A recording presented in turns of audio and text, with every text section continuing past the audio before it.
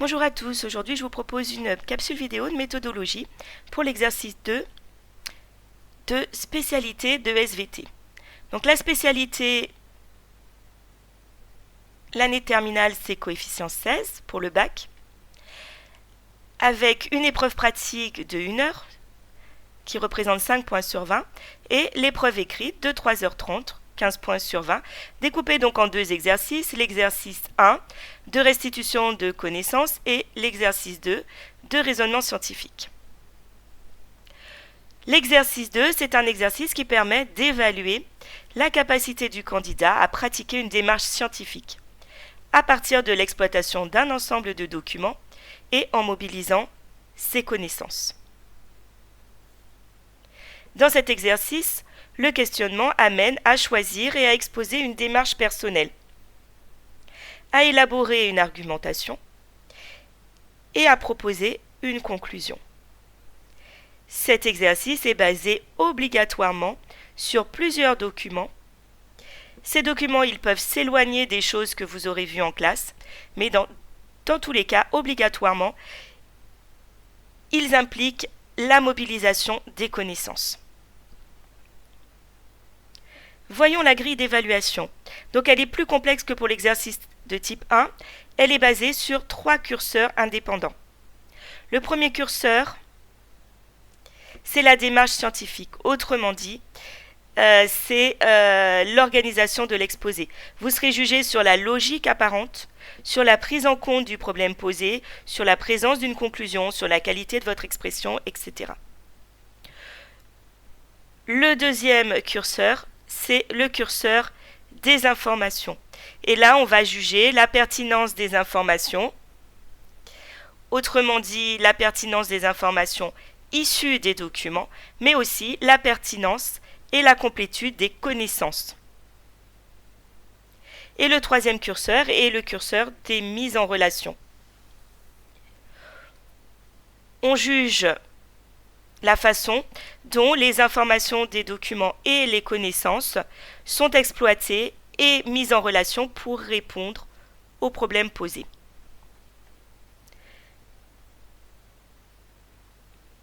Je vous propose de voir comment on construit sa démarche à partir d'un exemple concret. Ici, j'ai choisi un exercice sur le mode d'action du venin de serpent. Donc dans le sujet, le paragraphe introductif, il vous apporte des indications sur le contexte et il ne faudra pas hésiter à l'utiliser pour construire votre propre introduction. Le sujet, lui, il est toujours écrit en gras. Et pour finir, l'énoncé est complété par une série de documents que vous aurez à analyser. Donc ces documents, la plupart du temps, il y en a 3, mais ça peut aller jusqu'à 5 ou 6. Donc tout d'abord, il faut analyser le sujet et expliciter la problématique. Alors pour ça, moi je vous conseille tout d'abord d'éviter de regarder les documents afin de ne pas être influencé par les données qu'ils contiennent. Ensuite, comme pour l'exercice de type 1, je vous conseille d'utiliser le sujet comme brouillon et d'écrire vos notes directement sur le sujet en utilisant un code couleur.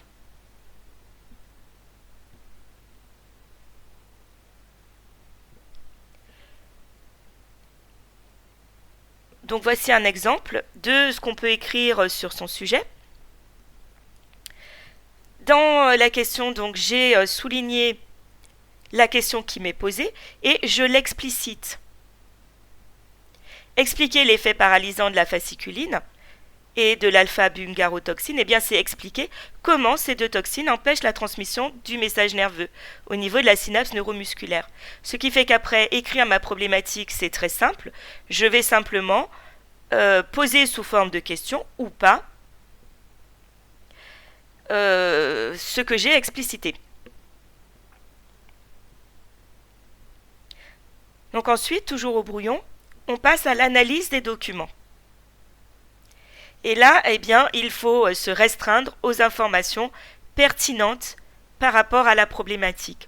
Autrement dit, vous allez analyser votre document, vous allez prendre des notes dessus. Avant de commencer votre rédaction, il faudra revenir sur les petites infos que vous avez écrites et rayer celles qui vous semblent hors sujet et qui ne semblent pas apporter de réponse à la problématique, pour ne garder que celles qui sont pertinentes. Vous devez être précis. Ça veut dire qu'il faut citer les chiffres lorsqu'il y en a. Et bien évidemment, puisque le sujet impose des connaissances à l'appui, il faut noter les connaissances associées. Et pour chaque info importante, citer, nommer la déduction que l'on peut en faire en lien avec la problématique. Donc voici les documents de l'exemple choisi et la façon dont j'ai écrit sur mon brouillon en respectant le code couleur. En général, les sujets qui vous sont fournis sont écrits gros, les documents sont aérés. Honnêtement, vous avez largement la place d'écrire dessus, de prendre des notes lisibles. Bien évidemment, de toute façon, on écrit en abrégé. Donc, normalement, il n'y a pas de souci, on arrive à tout écrire.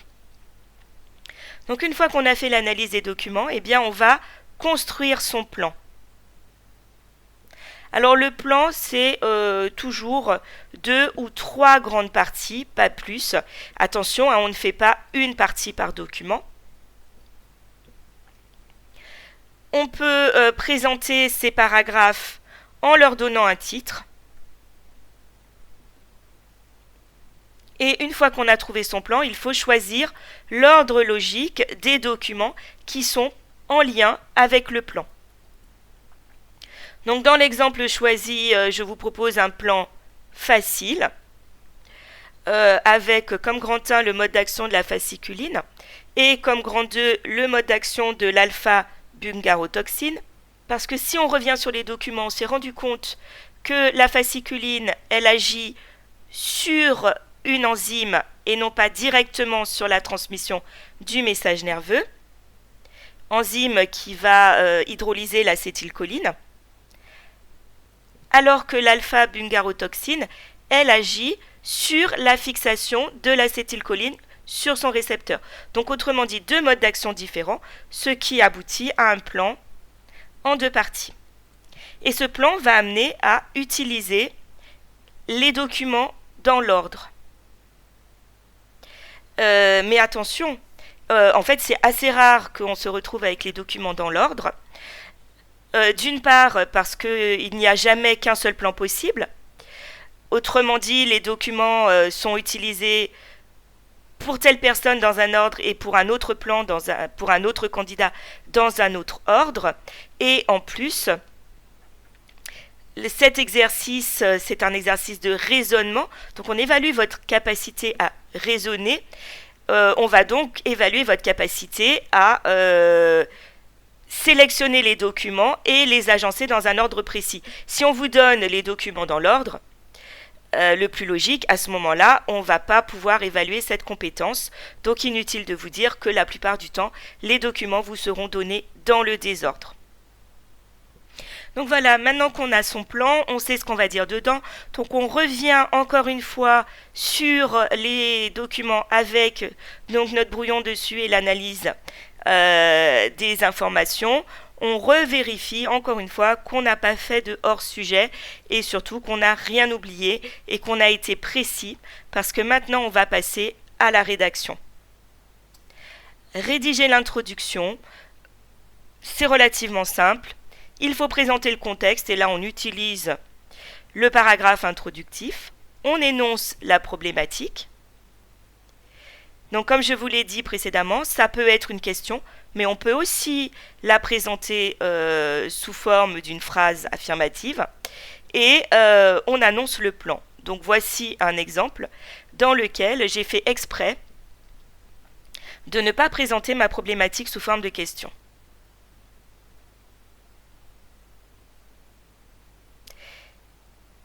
Et j'ai aussi évité une litanie de nounou Donc bien évidemment, il faut présenter, annoncer son plan, mais on n'est pas obligé de dire nous allons d'abord voir comment fonctionne la fasciculine, puis nous verrons le mode d'action de l'alpha-bungarotoxine.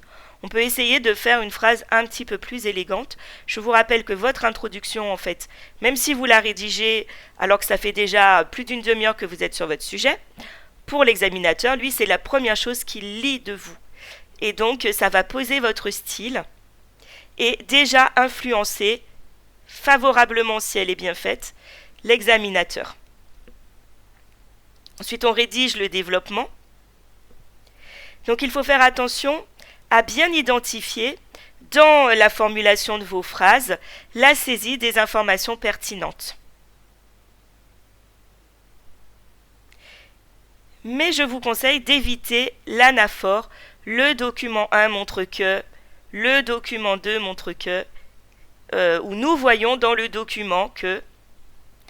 Je vous conseille plutôt de donner l'information, puis de faire référence au document entre parenthèses.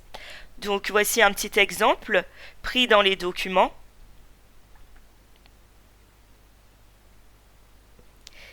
Et vous voyez que je cite le titre du document. Je ne me contente pas de dire document 1 ou document 2.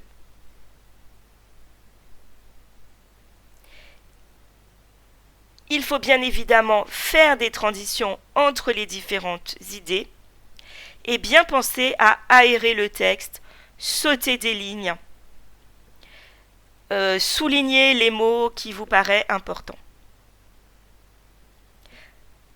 Et pour finir, on soigne sa conclusion. Car la conclusion, elle apporte une réponse précise à la problématique. On ne doit pas rester vague. À la limite, l'examinateur, celui qui vous lit, il pourrait lire l'introduction, lire la conclusion, et il a la réponse. Le développement à l'intérieur ne sert qu'à donner des détails et prouver vos arguments. Donc en voici un exemple. En quelques phrases, j'ai essayé de tout dire, j'ai repris les grandes idées et j'ai été précise.